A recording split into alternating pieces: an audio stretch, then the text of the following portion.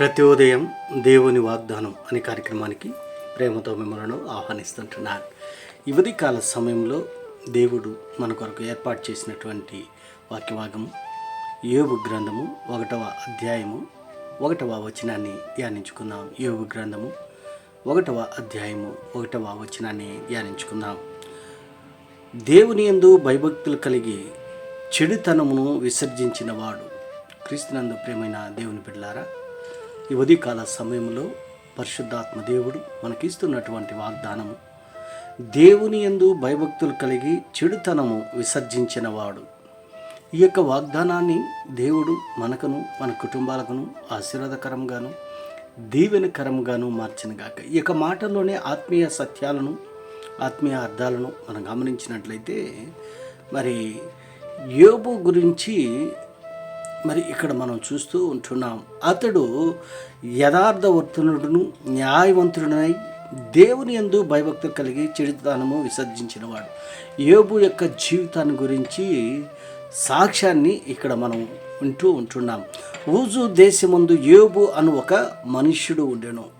ఆ యొక్క మనుష్యుడు ఎలాంటి వాడు అని అంటే, అతడు యథార్థవంతుడుగా ఉంటున్నాడు, న్యాయవంతుడుగా ఉంటున్నాడు. రెండు ప్రాముఖ్యమైనటువంటి లక్షణాలు యోబు జీవితంలో మనం చూస్తూ ఉంటున్నాం. అందుకే యోబుకి శ్రమలు అనేకములు ఎదురైనా యథార్థముగా దేవుని యందు నమ్మకముగా ఉన్నట్లుగా మనం చూస్తుంటున్నాం యోబు జీవితంలో నుండి.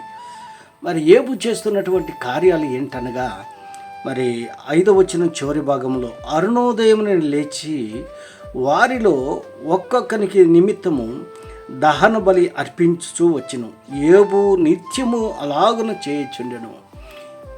యోబు యొక్క కుమార్తెలు దేవునికి విరోధముగా ఏమైనా పాపము చేశారేమో అని ప్రతిరోజు అరుణోదయమున లేచి వారిలో ఒక్కొక్కరి నిమిత్తమై, ఒక్కొక్క బిడ్డ నిమిత్తమై దహన బలి అర్పించుచు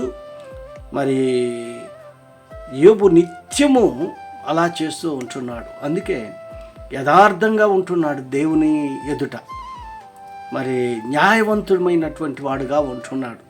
క్రీస్తునందు ప్రియమైన దేవుని బిడ్డలారా, ఈ యథార్థత అనేది దేవుని నమ్మినటువంటి బిడ్డలుగా మనకు చాలా ప్రాముఖ్యం. దేవుని యందు యథార్థత ఉండాలి, సంఘంలో యథార్థత ఉండాలి, కుటుంబంలో యథార్థత ఉండాలి, న్యాయము కలిగి ఉండాలి. యోబు అలాంటి లక్షణాలు కలిగి ఉంటున్నాడు కాబట్టి యోబు అంతకంతకు ఆశీర్వదింపబడ్డాడు. దేవుని ఎడల యథార్థత కలిగి జీవించాడు.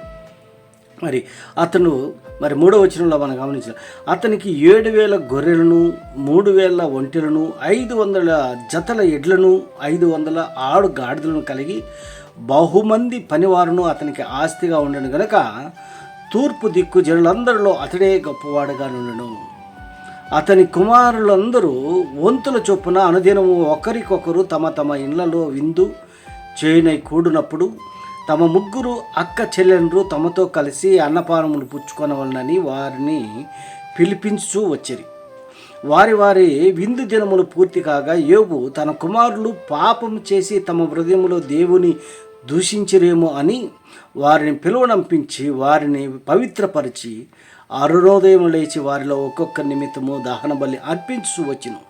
యోబు నిత్యము అలాగూ చేస్తూ ఉంటున్నాడు కాబట్టి దేవుని దృష్టిలో యథార్థవంతుడుగా దేవుడు యోబును చూశాడు. క్రీస్తునందు ప్రియమైన దేవుని బిడ్డలారా, యోబులాగా మనము అలాంటి యథార్థత కలిగి జీవించాలి.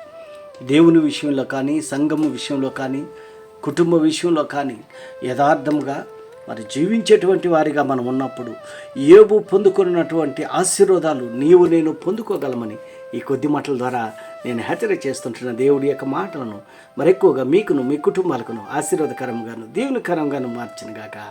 ఆమేన్.